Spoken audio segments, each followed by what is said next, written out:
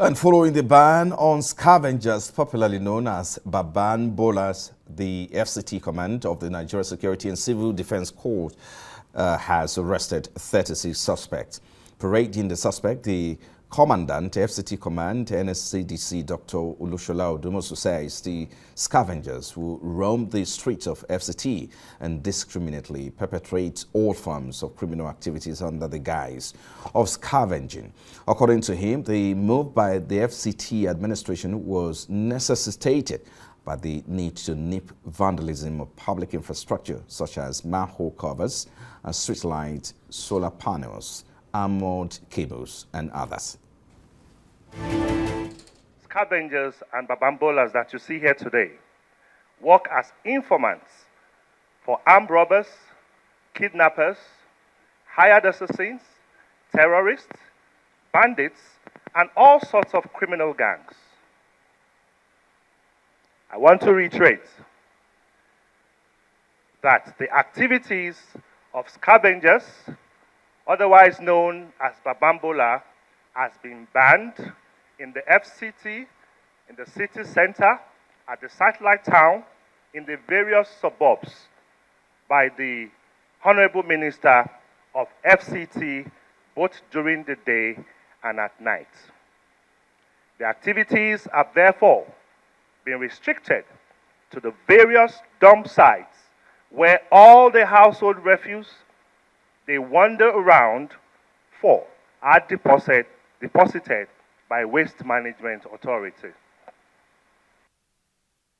Well, I'm joined now by the FCT Commandant of the Nigeria Security and Civil Defense Corps, Shola Odumosu. He joins me live here in the studio. Thank you so much for coming on Newsnight. Of course, we've seen your effort there, and of course, recently you advocated that there should be a ban on the Panteka, metal market and all of that. We've seen all of those efforts, but the question a lot of people are asking is, why is it that the security of this property become, porous? What's happening? What's going on?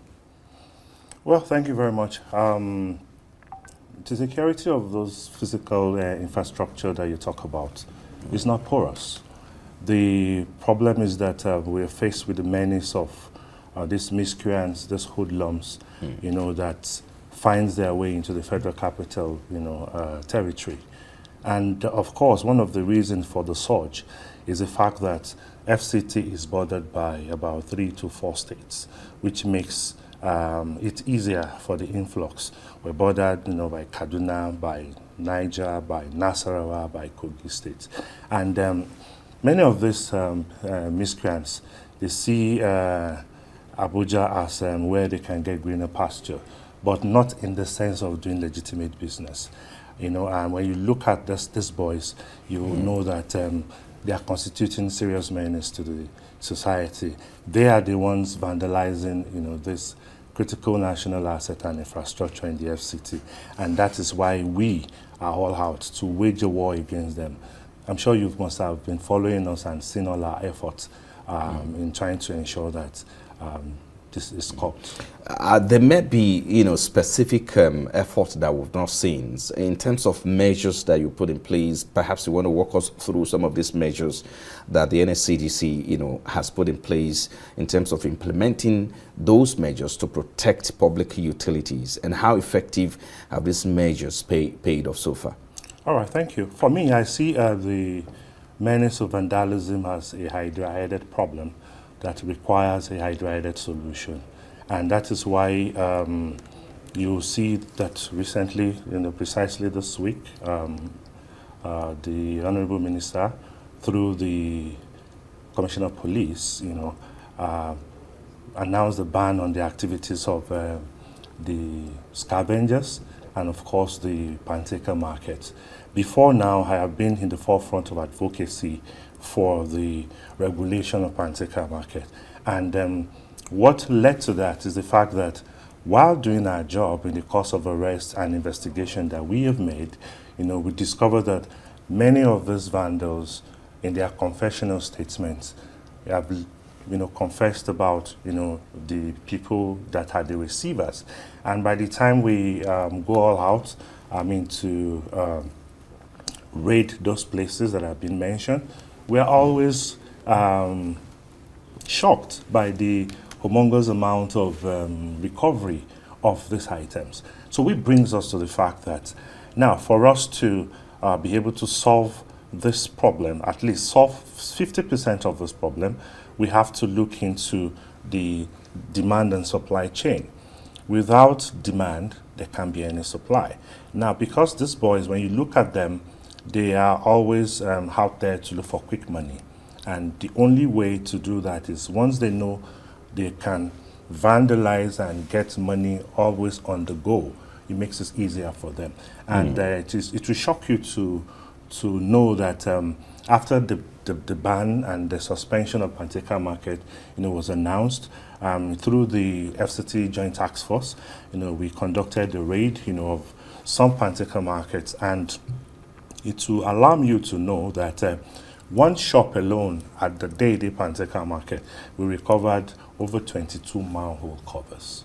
That should shock you, and that's to tell you that we are really in serious dilemma, and that means we have to be very strategic about the things we do. So the raid is going to be ongoing, and it will take a while. We are going to ensure that we dislodge those that have to be dislodged, and regulation of the market is currently ongoing, such that we'll be able to sieve those who are there for legitimate business and those who are not.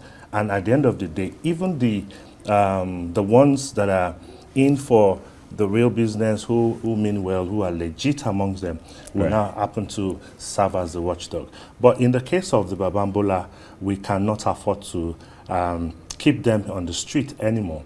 They have done enough havoc, they have done enough damage to public infrastructure in the FCT. And the best way is to get rid of them. Some people were of the opinion that, okay, when you send them off the street, you're taking their means of livelihood. But I asked the question, what has the government got to lose by sending Bababola off the streets? Of what economic value are they to the government? I see no answer for that. I remember last year, August, the Ministry of Environment did create what we call National Digital Repository for scavengers, called Babambola now. And that is to capture their identity. And the essence, of course, is to integrate them into the recycling ecosystem. Perhaps you may not be aware about that. Maybe the government needs to look at that again to see, because that happened in between the Federal Ministry of Environment and, of course, development partners. But let's get, because we know that NSCDC's mandate includes protection of life and public asset or infrastructure across the country. So in terms of capacity, what is your level of capacity like in terms of manpower and resources as well? Are you overwhelmed? Do you need more hands? Also speak about your personnel as well in terms of protecting the number you need to protect these critical assets. All right, thank you very much. Talking about my personnel, I must tell you proudly that I have a wonderful team that I'm working with, and of course that is why we are getting results. I am the commandant. I am at the helm of affair, but my boys are on the field.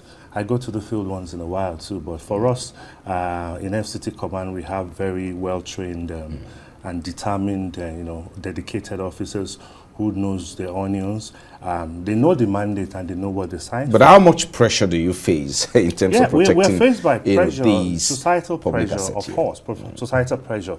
And the truth of the matter is that people don't get to celebrate security operatives. When we're out there, having sleepless nights and watching over public infrastructure, watching over lives and property.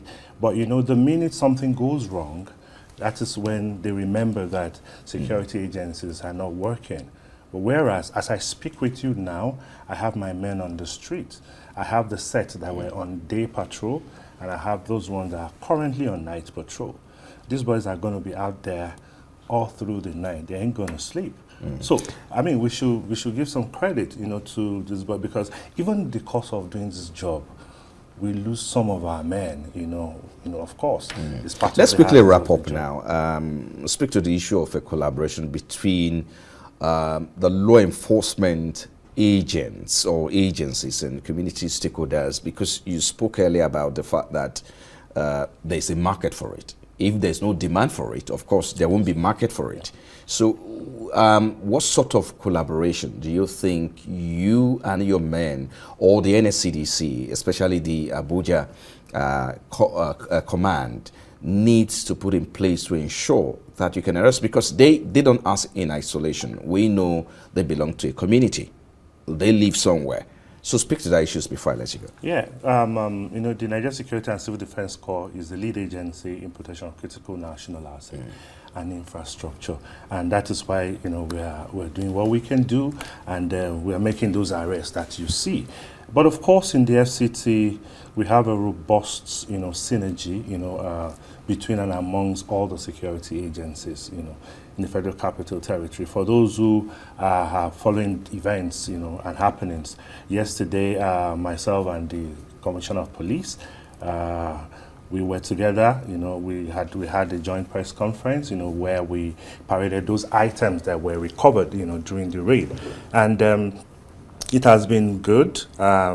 We go out together. We are arresting insecurity in the FCT together, and of course we can only make it get better so that we can achieve results. But of course we are wonderful. We have wonderful relationship. And Dr. Shola Odumosu is the FCT Commandant NSCDC. Thank you for coming on Newsnight. We appreciate your time. Thank you so much, Father.